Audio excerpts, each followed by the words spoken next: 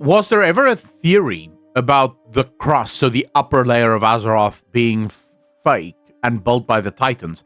No, but there definitely is backing to that theory, I would suggest, right? So what I would argue probably backs that up the best is the Titans' explanation of how they built Kalimdor, the Land of Eternal Stars. So it starts off with the Titans saying that they found, one of the larger continents.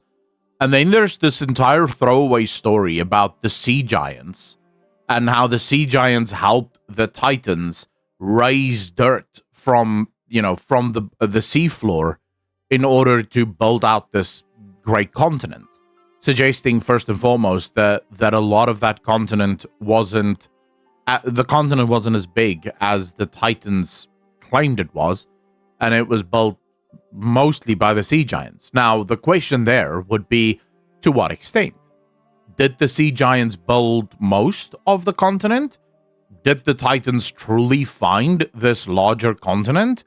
The answer is weird, right? It's very, very difficult. The one thing I can say is it is now clear that a Hollow Earth theory, for Azeroth at least, makes sense. And I kind of like that, because Hollow Earth opens so many more avenues to explore within World of Warcraft. Because fundamentally, you no longer need to go outside of WoW to add more story. You can literally add it inside Azeroth, which I think is just phenomenal, considering the fact that there is this endless sea under the sea, and we have no idea what is there, right? We have no idea what lies on the other side. We can't even go there because the crystal keeps sending us back. So it is, I think, safe to assume that in one or two of these expansions moving forward, we are going to venture into the sea. Perhaps once we satisfy the crystal.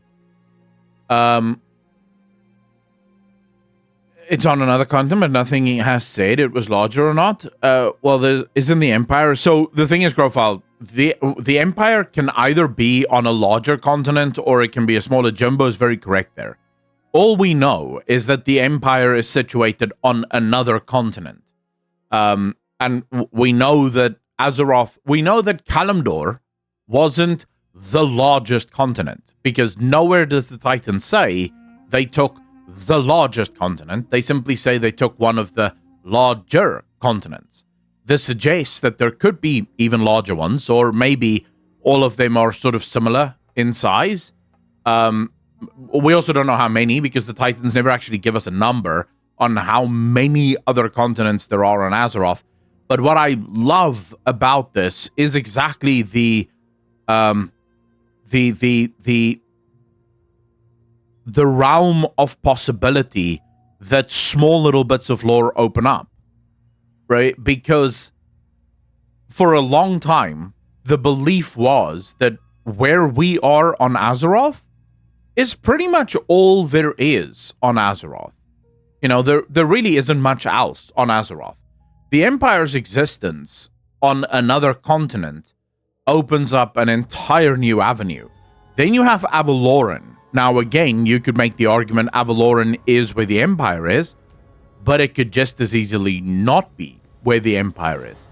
In fact, you could have a world where the Empire and Avaloran is at war with one another. And this is why we've never seen the Empire.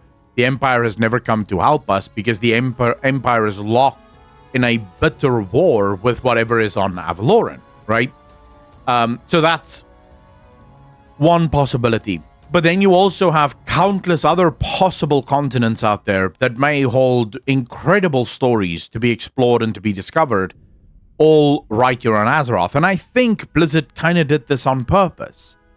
I think Chris Mason rightfully identified that while it's not impossible to take the player base off of Azeroth, so you can do a patch or maybe even an expansion away from Azeroth, it is risky. the player base has a connection with Azeroth. We like Azeroth. We like when expansions happen on Azeroth.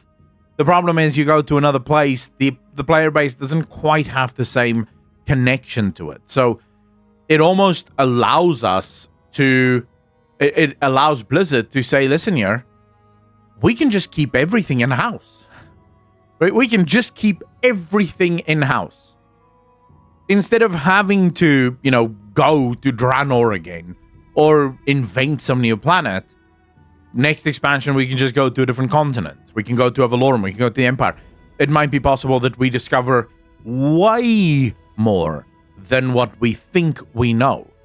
I would not be surprised if it came to light that these new troll people, the troll people that watch the stream, I would not be surprised if these new troll people were actually very much tied to some other continent, and perhaps they are at war with the Empire as well. Perhaps that is why they're at the tree. That is why they don't trust the Empire that is currently in Hallowfall, because they escaped the Empire, and that's why they're at the tree. There's so many different possibilities, right? I wouldn't call them troll. They aren't like frozen somewhere between troll. Milo, it's weird, right? Because you can definitely see that there is a deep troll-like influence there. But then there's also clearly some kind of night elven influence. So the question more is this the pre-troll species that then actually explains how trolls eventually become night elf? Because it's clear in their dynamics that this is possible. Or is this the being between troll and night elf, right? Or it could be a completely different being, right? So it could be the trolls as we know them. One group evolved into night elves, and another group evolved into this other race. If it is true that the trolls evolved into night elves next to the shores or on the shores of the Well of Eternity, then it is possible that different trolls living in a different area with different influences may have evolved completely differently into these beings. The truth is, we just don't know, and we mainly don't know because we have no story about the origins of the trolls. Their origins are completely shrouded to us. The Titans don't go into terrible detail. It could even be that trolls are more native to the whole of Azeroth than anyone could ever imagine. Right? So, in all continents on Azeroth, much like Murlocs, think of Murlocs. No matter where you go on Azeroth, they have Murlocs, right? So, it is possible that Murlocs, trolls, maybe even something like goblins, they occur or they're present on almost every continent on Azeroth. And I'm talking about greater Azeroth here, not just the Azeroth that we know. And that different trolls, because some of them were so far removed from the order-giving properties of the Well of Eternity that they became something completely different. Some of them went more hardcore into Druidism. Some went more hardcore into Shamanism. It all sort of meshes together, and it's very difficult to really figure out exactly what it is. But I'm very excited for where the story may want to go. Dr. Batoots, how you doing, sir? Welcome. It's hard to say because they got the weird Nerubian spines on them. Again, could it be an experiment? Is it possible that they are the result of a Titan Watcher experiment? Remember, we have this group of Titans that left to Avaloran. Is it possible that they found these trolls and then started doing crazy experiments on them, and this is what we got? Who knows, right? This is the beauty of this race, is they open so many questions and yet no real answers, at least not at the moment.